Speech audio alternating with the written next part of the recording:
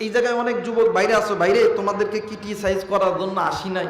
দেখবেন রাত 12টা 1টার দিকে যুবকদের ফোনে যখন ফোন আসে, ফোনটা ব্যাক দিয়ে যদি দেখে একটু যুবতী নারী, 1 দিন কথা, 2 দিন কথা, 5 দিন কথা, 10 দিন কথা, 1 মাস পর পরে এই বেটা বেটি দুজনের কয়, জানা আমি তোমার ছাড়া বাঁচতাম না, আই লাভ ইউ। আমার কথা হইল, যুবক যুবতী তোমরা প্রেম করবা কি করবা না এটা মাসলা দেওয়ার জন্য আহি নাই। আমার কথা হইল, এই যে যুবক যুবতীর মধ্যে প্রেম ভালোবাসা মোহাব্বত পয়দা হলো, কথা কম বলার কারণে না বেশি বলার কারণে? আওয়াজ করতে হবে বাদান, কম না বেশি বলার কারণে? বেশি বলার কারণে। কথা বেশি বলার কারণে যদি যুবক যুবতীর মধ্যে প্রেম ভালোবাসা মোহাব্বত পয়দা হয়, আমার ভাইরা, নারী পুরুষের ভিতরে যদি প্রেম ভালোবাসা পয়দা হয়, আল্লাহর কোরআন যে বান্দাবান্দি বেশি তেলাওয়াত করবে, বেশি শুনবে, আমার আল্লাহর সঙ্গে কি মোহাব্বত হবে না? একটু আওয়াজ করে বলেন না বাদান, হবে না? আমার আল্লাহ ওই সমস্ত বান্দাবান্দিদেরকে বলেন, ওয়াল্লাহু ওয়ালিয়ুল মুমিনিন।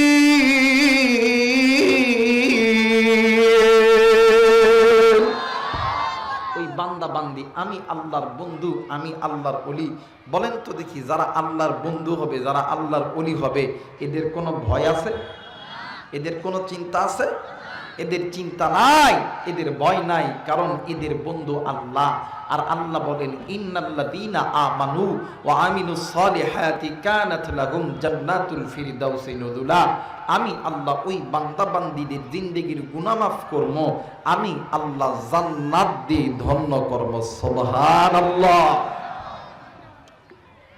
কিন্তু আফসোস, আল্লাহ তো চাইনি আপনি আমি জাহান্নামে যাই, কিন্তু আজ বাবা গুনাহ করে, মা গুনাহ করে।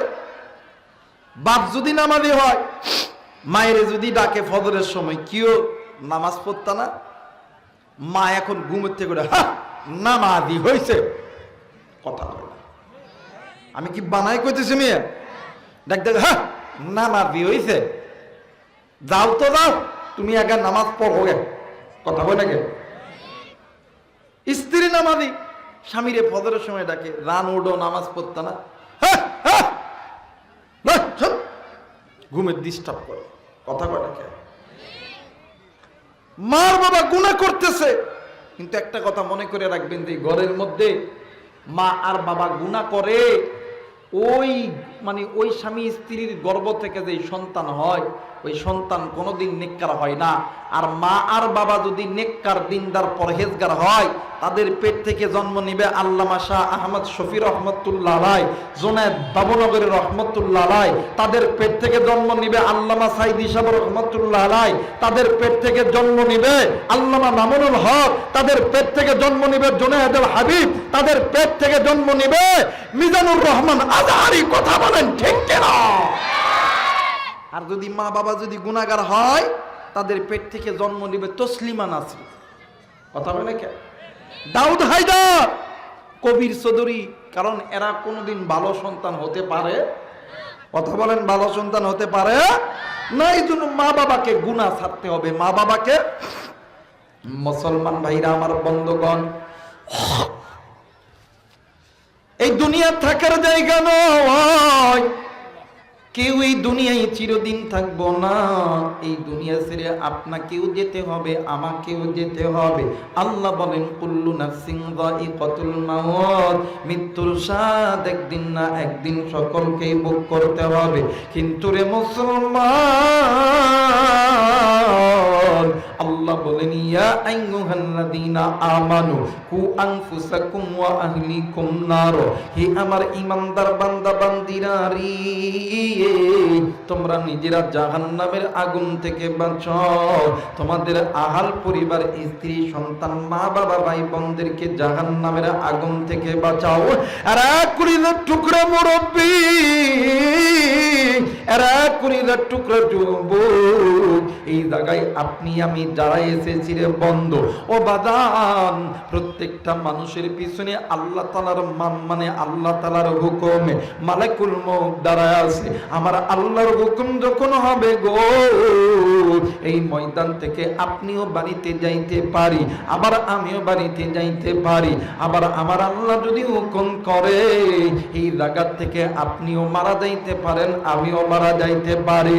কিন্তু রে বন্ধু, আমার নবী বলেন, এ উম্মত শুনিয়া লও, আখিরাতের সর্বপ্রথম ইমিগ্রেশন কাউন্টার হইল কবর। যেই বান্দা বান্দির কবর ভালো, ওই বান্দা বান্দির হাসর ভালো, মিজান ভালো, ফুলসিরাত ভালো, ওই বান্দা বান্দি জান্নাতি। আর যেই বান্দা বান্দির হাসর ভালো নয়, কবর ভালো নয়, মিজান ভালো নয়, ওই বান্দা বান্দি হইল জাহান্নামী। আর এক কলিজার টুকরা যুবক, এই জন্য বলতেছি গুনাহ ছাড়ো, গুনাহ ছাড়ো। এর মুসলমান, আল্লাহর এই জমিনে আল্লাহর একজন গোলাম ছিলেন, নাম হইল আল্লাহর বান্দা হাসান বসরি রহমাতুল্লাহ আলাইহি। ও বাদান, একদিন আল্লাহর বান্দার দরবারের ভিতরে একজন মহিলা মা কোথা থেকে যেন আইসান আল্লাহর বান্দার দরবারে দাঁড়ায় গেছে। হুজুর ডাক দিয়ে কই, মা গো, আপনি এই সময় আমার বাড়িতে কেন আইছেন বলেন না?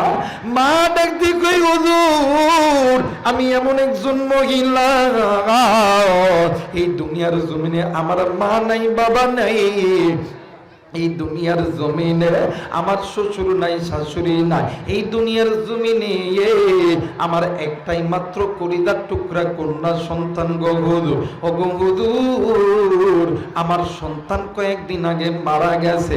ও গো হুজুর, আপনার কাছে বলি, আমি মা কি পারি আমার সন্তানকে তারা একা একা থাকতে? হুজুর,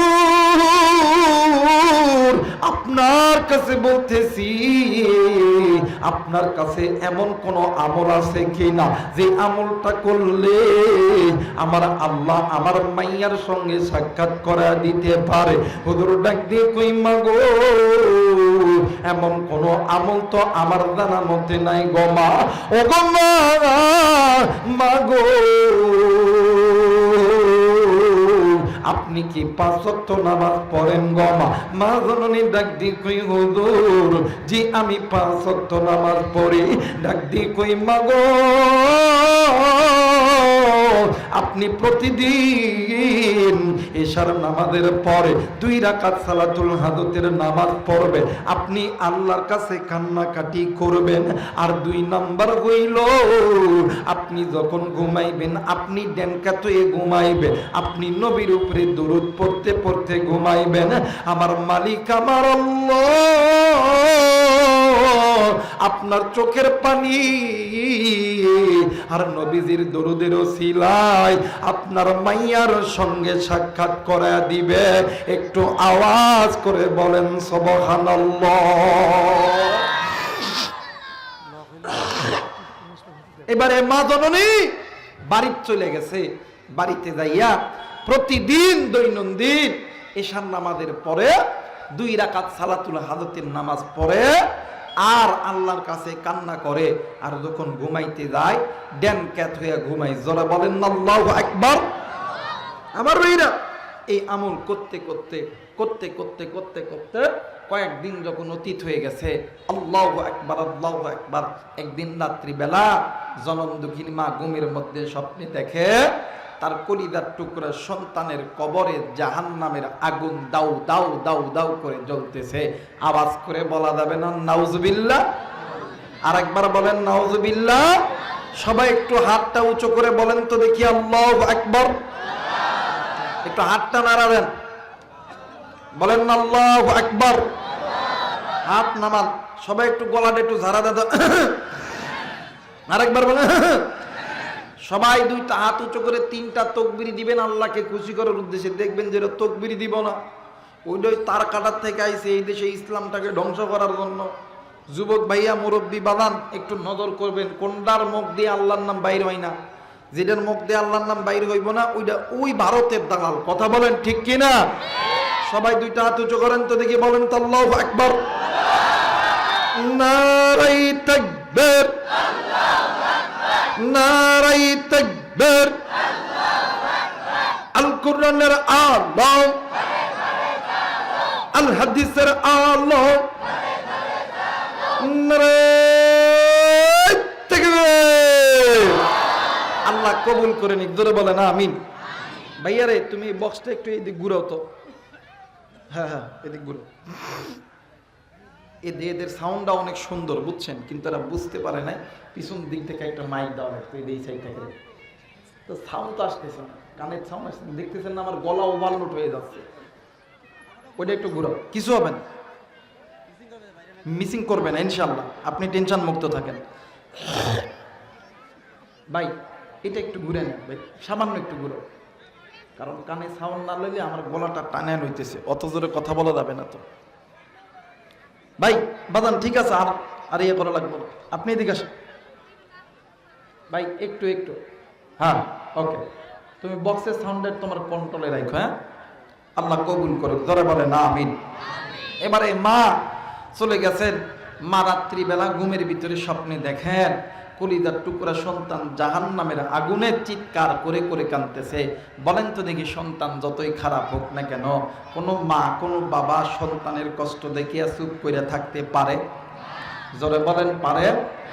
মুসলমান ভাইরা আমার বন্ধুগণ, এইবারে মা আমার ভাইরা আমার বন্ধুরা রে, মা জননী রাত্রিবেলা ঘুম থেকে উঠিয়া ঘরের ভিতর থেকে একটা বালতি অথবা একটা লোটা নইয়া চলে গেছে কূপের পাড়ে।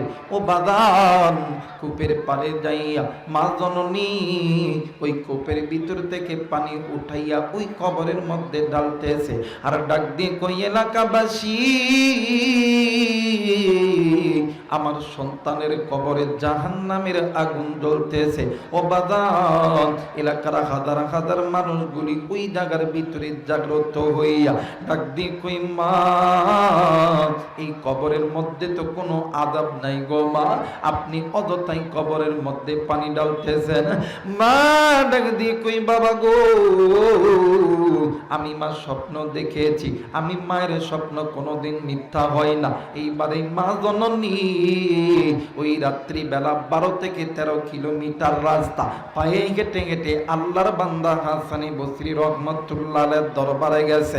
ও বাজান, ওই জায়গায় যাওয়ার পরে আল্লাহর বান্দার দরবারে যাওয়ার পরে রাত্রি বেলা হুজুরকে ঘুম থেকে জাগ্রত করে উঠাইছে। হুজুর ডাক দিয়ে কই মা গো, আপনি এই রাত্রি বেলা আমার বাড়িতে কেন আইছেন গো মা? মা ডাক দিয়ে কই হুজুর,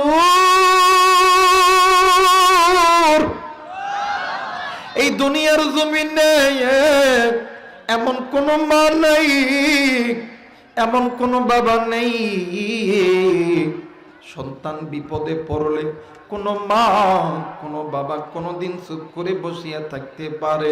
ওগো হুজুর, আমি মা আজকে রাত্রিবেলা ঘুমের গভীরে দেখলাম আমার কলিজার টুকরা কন্যা সন্তান কেমন জানি জাহান্নামের আগুনে আমারে মামা কইরা ডাকে।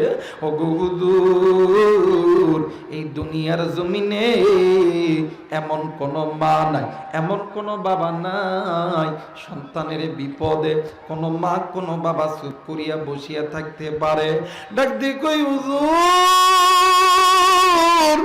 আপনার কাছে এমন কোন আমল আছে কি না যে আমলটা করলে আমার আল্লাহ আমার মাইয়ার কবরটাকে মাফ করে দিবে? হুজুর ডাক দিয়ে কই মা গো, এমন আমল আছে গো মা, কিন্তু আপনি করতে পারবেন কিনা বলেন না?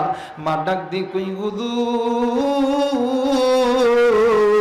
আমার সন্তানের কবরে আযাব মাপের জন্য আমি মায়ের যদি ভিক্ষা করতে হয়, আমি মায়ের যদি রক্ত দিতে হয়, আমি মায়ের যদি জীবন দিতে হয়, আমি মা জীবন দিতে রাজি।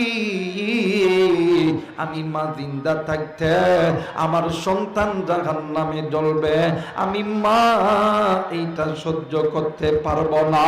একটু আওয়াজ করে বলেন সুবহানাল্লাহ। আমি জানি না রে,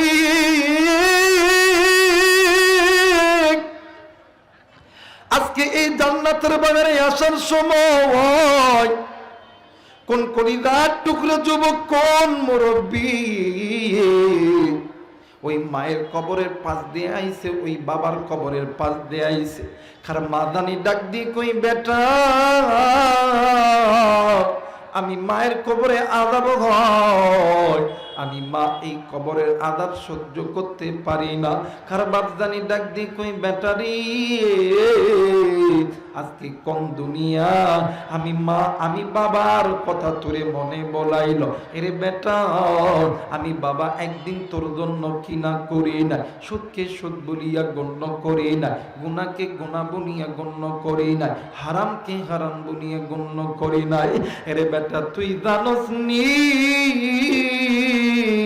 আজকে আমি বাবার কবরে দাউ দাউ করে আগুন জ্বলতেছে, আমি বাবা এই কবরে আযাব সহ্য করতে পারি না। আমি জানি না রে এই ময়দানে কার জানি মা নাই,